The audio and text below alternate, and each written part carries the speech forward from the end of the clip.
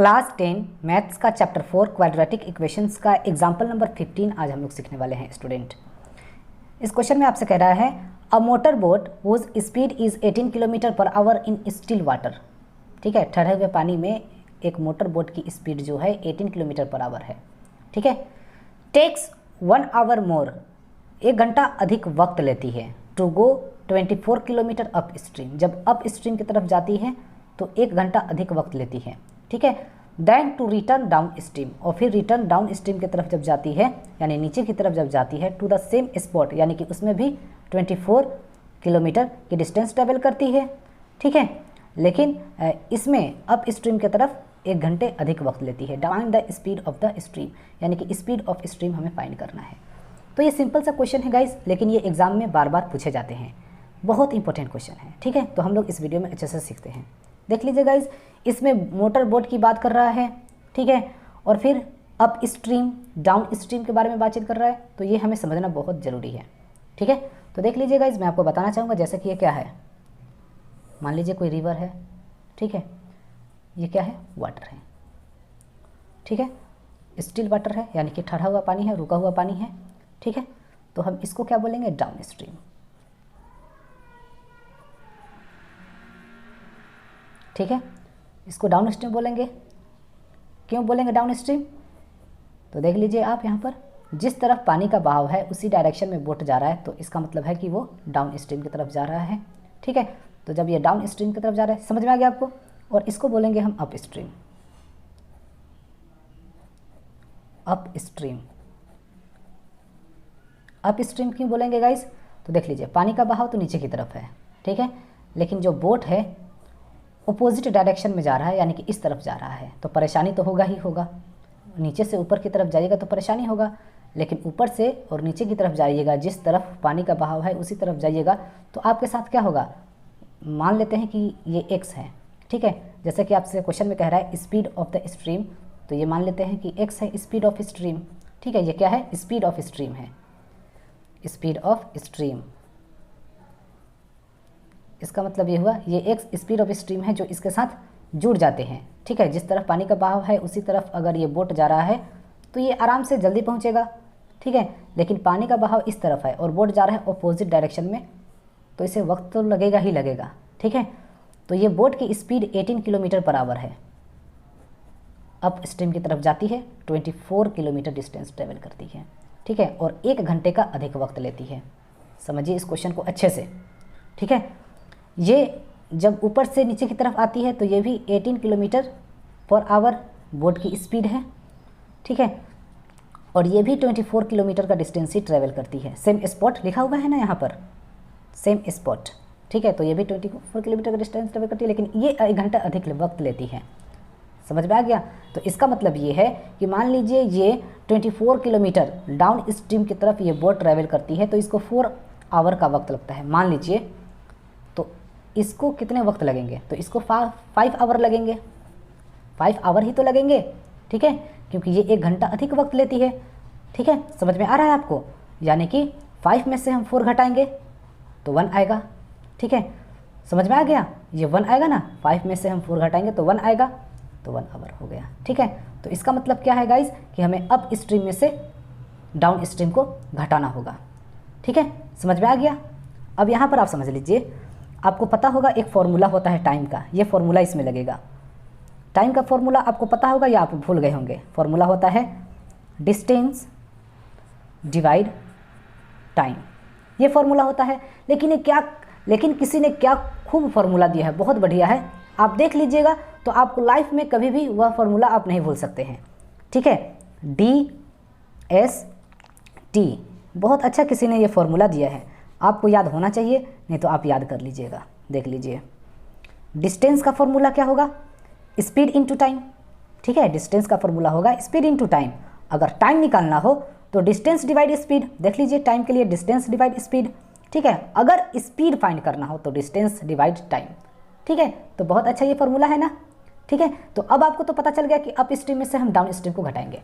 ठीक है, तो अब आप यहाँ ध्यान दीजिए, मैं लिख लिया हूँ, गिवन है motor boat speed in still water कितने हैं, 18 किलोमीटर पर आवर।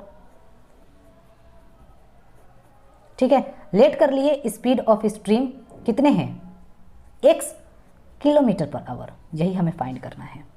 ठीक है, यहाँ तक समझ में आ गया। तो फिर अब हमें क्या करेंगे, अप स्ट्रीम लिखेंगे हम यहाँ पर, for up stream, for up stream. For up stream के लिए हमारे डिस्टेंस कितने होंगे बताइए, तो डिस्टेंस क्या होगा बताइए, तो डिस्टेंस है 24 किलोमीटर ही डिस्टेंस ट्रेवल करता है, तो लिखिएगा आप यहाँ पर 24 किलोमीटर। ठीक है, और स्पीड कितना हो जाएगा, अप स्ट्रीम के लिए स्पीड क्या हो जाएगा, तो 18 और ये -x हो जाएंगे। अप स्ट्रीम क्या करेगा, पानी का जो बहाव है उसे रोक रहा है, उसे ऊपर जाने में पानी का बहाव रोक रहा है, जिसके की वजह से उसे 1 घंटे अधिक वक्त लगते हैं, तो इसलिए -x हो जाएंगे। ठीक है, और यहाँ पर लिख देंगे किलोमीटर पर आवर। यहाँ तक आपको समझ में आ गया। अब गाइज आपको पता होगा हमें क्या फाइंड करना है इसमें, time in up stream. Up stream बताइए, तो टाइम के लिए क्या फॉर्मूला होता है, मैंने लिख दिया डिस्टेंस अपॉन टाइम, ये भी मैंने आपको फॉर्मूला बता दिया। टाइम के लिए डिस्टेंस डिवाइड स्पीड, तो यहाँ पर डिस्टेंस डिवाइड स्पीड। ठीक है, यानी कि डिस्टेंस कितने हैं 24 किलोमीटर डिवाइड स्पीड कितनी है, तो 18 -x किलोमीटर, ठीक है, पर आवर। इसको आप इक्वेशन नंबर फर्स्ट मान लीजिए। ठीक है, यहाँ तक क्लियर हो गया। फिर लिखेंगे अब हम for down stream, down stream. तो डाउन स्ट्रीम के लिए क्या हो जाएगा, हमारे डिस्टेंस तो वही रहेंगे क्योंकि सेम स्पॉट लिख रहा है, तो डिस्टेंस हमारा वही रहेगा गाइस 24 किलोमीटर। ठीक है, और स्पीड क्या हो जाएंगे हमारे बताइए, तो 18 प्लस हो जाएंगे x, जिस तरफ पानी का बहाव है अगर आप उस तरफ जाइएगा तो स्पीड ऑफ स्ट्रीम प्लस हो जाएंगे। ठीक है, अपोजिट डायरेक्शन में जाइएगा तो स्पीड ऑफ स्ट्रीम माइनस हो जाएंगे, जब भी तो 1 घंटे अधिक वक्त लगते हैं। ठीक है, तो यहाँ पर हम प्लस लगा देंगे। ठीक है, और फिर अब आपका एक फॉर्मूला बनता है डाउन स्ट्रीम के लिए, तो time in down stream, down stream क्या होगा फॉर्मूला बताइए, तो डिस्टेंस डिवाइड स्पीड, तो डिस्टेंस कितने हैं वही होंगे 24 डिवाइड स्पीड कितनी है 18 प्लस x हो जाएंगे। इसको आप इक्वेशन नंबर 2 मान लीजिए। ठीक है, अब आपको मैं बता देता हूँ ये 1 घंटा अधिक कैसे वक्त, मान लीजिए कि ये 4 घंटा वक्त लेता है और ये 5 घंटा वक्त लेता है 24 किलोमीटर डिस्टेंस ट्रैवल करने में, तो 5 में से 4 घटाएंगे जब भी तो बनाएगा, तो हमें क्या करना होगा, अप स्ट्रीम में से डाउन स्ट्रीम को घटाना होगा। ठीक है, तो हम घटा देते हैं फिर, यानी कि लिखेंगे हम यहाँ पर इक्वेशन फर्स्ट माइनस सेकेंड करना होगा। ठीक है गाइस, तो चलिए हम लोग करते हैं। इक्वेशन फर्स्ट क्या दे रखा है देख लीजिए आप यहाँ पर, 24 डिवाइड कितना है 18 -x, माइनस लगेगा साइन। इक्वेशन 2 क्या है 24 डिवाइड 18 प्लस x। ठीक है, किलोमीटर पर आवर ये सब हम नहीं लिखे हैं। ठीक है गाइस, याद रखिएगा। इक्वल टू कितना घंटा वक्त अधिक लेता है, 1 घंटा अधिक वक्त लेता है डाउन अप स्ट्रीम। ठीक है, अब नेक्स्ट समझ लेते हैं। अब आपको पता है इन दोनों का एलसीएम लेंगे तो क्या होगा 18 -x होंगे, और फिर क्या होंगे 18, ये 18 है, 18 प्लस x होंगे। ठीक है, इक्वल टू 1। ठीक है, अब यहाँ पर देख लीजिए 18 -x, तो ये कट गया तो क्या बच गया 18 प्लस x बच गया, और ये 24 बच गया, तो 24 और ये इंटू में लिखेंगे 18 प्लस x। ठीक है, माइनस का साइन है तो माइनस का साइन लिखेंगे हम, और यहाँ पर फिर आप देख लीजिए 18 प्लस x है, 18 प्लस x है, तो क्या बच गया 24, और ये बच गया 18 -x बच गया। ठीक है, इक्वल टू 1। समझ में आ गया, यहाँ तक क्लियर है गाइस। अब इसके आगे हम लोग समझते हैं, अब इसके आगे समझते हैं गाइस, तो क्या होगा अब बताइए, तो हमें क्या करना होगा, इन दोनों में 24 और 24 देख लीजिए, माइनस के पहले माइनस के बाद कॉमन ले सकते हैं 24, तो 24 जब गाइस हम कॉमन लेंगे तो क्या बच जाएगा 18 प्लस x बचेंगे। ठीक है, और ये माइनस का साइन है तो माइनस का साइन। ठीक है, 24 तो कॉमन ले लिए हैं हम, तो क्या बच गया ये 18, तो 18 लिखेंगे। अब यहाँ ध्यान दीजिए, जो आप गलती नहीं करेंगे, ये माइनस और ये माइनस क्या हो जाएंगे प्लस हो जाएंगे, और फिर x है तो x लिखेंगे। ठीक है गाइस, यहाँ तक क्लियर हो गया, यहाँ तक क्लियर हो गया। फिर लिखेंगे डिवाइड और इक्वल टू 1, यहाँ 1 है ना तो हम 1 लिखेंगे। ठीक है, अब आप नेक्स्ट ध्यान दीजिए गाइस, मैं आपको बताना चाहूँगा a minus b a plus b, यानी कि a x square minus b x square, यानी कि 18 का x स्क्वायर माइनस x का x स्क्वायर। क्लियर है यहाँ तक। अब देख लीजिए प्लस माइनस से कैंसिल आउट हो जाएगा 18। ठीक है, तो क्या बचा मेरा, तो 24 बच गया, एक x और एक x कितने हो गए 2x। ठीक है, डिवाइड 18 का x स्क्वायर माइनस x का x स्क्वायर इक्वल टू 1। अब देख लीजिए, अब ये इक्वल का साइन लगा हुआ है और हर नंबर के नीचे 1 होते हैं, तो अब इसको क्रॉस मल्टीप्लाई आप कर दीजिए, तो 24, ठीक है 24 इंटू 2x इजकल टू 18 का x स्क्वायर माइनस x का x स्क्वायर। ठीक है गाइज, अब हम लोग नेक्स्ट समझते हैं। 24 टू ज़ा 48x होगा ना भाई, 24 टू ज़ा 18, 24 टू ज़ा 48 x मल्टीप्लाई करेंगे 1 से तो वही आएगा इजकल टू। ठीक है, अब ये यहाँ पर आप लिख दीजिए 18 का x स्क्वायर माइनस x का x स्क्वायर। अब देख लीजिए इक्वल के जो बाहर है जो भी आएंगे इक्वल के अंदर तो साइन चेंज हो जाएगा, यानी कि ये माइनस एक्स स्क्वायर है तो x स्क्वायर हो जाएगा प्लस में। ठीक है, ये तो एज इट इज रहेगा, अंदर है प्लस में तो 48x हो जाएगा। ठीक है, पावर 2 के बाद पावर 1 के आते हैं। ठीक है, उसके बाद अब कॉन्सोनेंट को बाद में लिखेंगे तो ये प्लस में है तो अंदर आएगा तो माइनस। और 18 का x स्क्वायर कितने होते हैं बताइए गाइस, 18 का x स्क्वायर कितने होते हैं आपको पता होना चाहिए। 18 का x स्क्वायर कितने होते हैं 324 होते हैं इजकल टू 0। ठीक है, यहाँ तक क्लियर हो गया गाइस। अब आपको क्या करना है, ठीक है, 18 का x स्क्वायर 324 होते हैं। अब आपको क्या करना है गाइस, अब ये क्वाड्रेटिक इक्वेशन बन गया। जब ये क्वाड्रेटिक इक्वेशन बन गया तो आपको क्या करना होगा इसके लिए, तो देख लीजिए क्वाड्रेटिक इक्वेशन के लिए एक क्वाड्रेटिक फॉर्मूला होता है जिसको क्या बोलते हैं, x equal to minus b plus minus root under D divide 2a।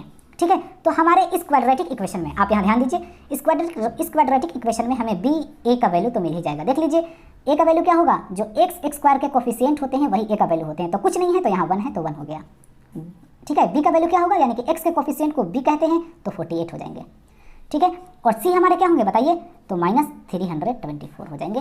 समझ में आ गया। अब हमें देख लीजिए a b c तो हमें पता चल गया, खैर लेकिन ये d के लिए हमें क्या करना होगा, तो d का मतलब क्या होता है डिस्क्रिमिनेंट, इसका फॉर्मूला होता है bx स्क्वायर माइनस 4ac। ठीक है, तो d निकालने के लिए हमें bx स्क्वायर माइनस 4ac लिखना होगा। ठीक है, तो चलिए अब हम लोग निकालते हैं फिर। तो सबसे पहले d निकालते हैं, तो d इजकल टू क्या हो जाएंगे bx स्क्वायर माइनस 4ac।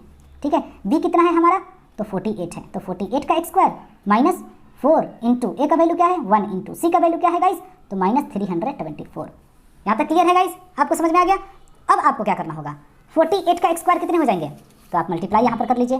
48 का x स्क्वायर यानी कि 48 इंटू 48 मल्टीप्लाई कीजिए, 8 8 64 का 4 कैरी 6 और 8 4 32 और 6 38। ठीक है, 8 4 32 का 2 कैरी 3, 4 4 16 और 3 19, यानी कि 4 8 और 2 10 का 0 कैरी 1, 12 और 1 30 का 0 कैरी 1 1 और 1 यानी कि 2304। ठीक है, हम यहाँ पर लिख सकते हैं 2304, और ये माइनस क्या हो जाएंगे, प्लस हो जाएंगे। और यहाँ पर देख लीजिए, अब 4 4 जा 16 का 6 कैरी 1, 4 2 जा 8 और 1 9 और 3 4 जा 12, इतना आ गया गाइज। ठीक है, अब हम लोग नेक्स्ट समझते हैं इसके आगे को, बस अब सोल्व हो ही गया है। 4 और 6 10 का 0 कैरी 1, 9 और 1 कैरी 10 का 0 कैरी 1, 3 और 2 5 और 1 6, 2 और 1 3, 3600 आ गया डी का वैल्यू। ठीक है, जब डी का वैल्यू गाइज 3600 आ गया तो अब तो ये आसान हो गया। ठीक है, अब डी का वैल्यू यहाँ आप पुट कर दीजिए, आपके एक्स का वैल्यू निकल जाएंगे। ठीक है, क्वाड्रेटिक फार्मूला यूज़ किए हैं हम। ठीक है, तो क्या होते हैं बताइए क्वाड्रेटिक फार्मूला, यानी कि x इजकल टू होते हैं minus b plus minus root under D divide 2a। ठीक है, ये क्वाड्रेटिक फार्मूला है। ठीक है, और क्वाड्रेटिक फार्मूला के थ्रू ही हम x का वैल्यू फाइंड कर रहे हैं। ठीक है, तो यहाँ पर देख लीजिए आप, तो x इजकल टू क्या हो जाएंगे, माइनस b का वैल्यू क्या है भाई, तो b का वैल्यू है 48, तो 48 लिख दीजिए, प्लस माइनस का साइन जरूर लगेगा, और रूट अंडर d की जगह कितने आए हैं 3600 के बदले में हम 60 इंटू 60 लिख सकते हैं ना। 2 इंटू ए का वैल्यू क्या आया है बताइए 1, तो लिख दीजिए आप यहाँ पर 1। ठीक है, अब नेक्स्ट समझ लेते हैं गाइस, यानी कि माइनस 48 प्लस माइनस लिख दीजिए रूट, और फिर देख लीजिए यहाँ पर 260 के बदले में अगर हम एक 60 लिखेंगे गाइस तो हमारा ये रूट हट जाएगा, ये आपको पता होगा, टीचर आपको पढ़ाए होंगे। डिवाइड 2 1 2। अब एक बार प्लस ले लीजिए, एक बार माइनस ले लीजिए, आपका एक्स का वैल्यू आ गया। ठीक है, तो हम यहाँ पर लिखेंगे एक्स इजकल टू कितने हो जाएंगे, माइनस 48 प्लस 60 डिवाइड 2, एक तरफ प्लस ले लीजिए एक तरफ minus, x equal to minus 48 minus 60 divide 2। ठीक है, यानी कि एक्स इजकल टू 60 में से 48 घटाएंगे तो 12 डिवाइड 2, यानी कि 2 6 12, 6 आ गया, एक्स का वैल्यू कितने आ गया 6 आ गया।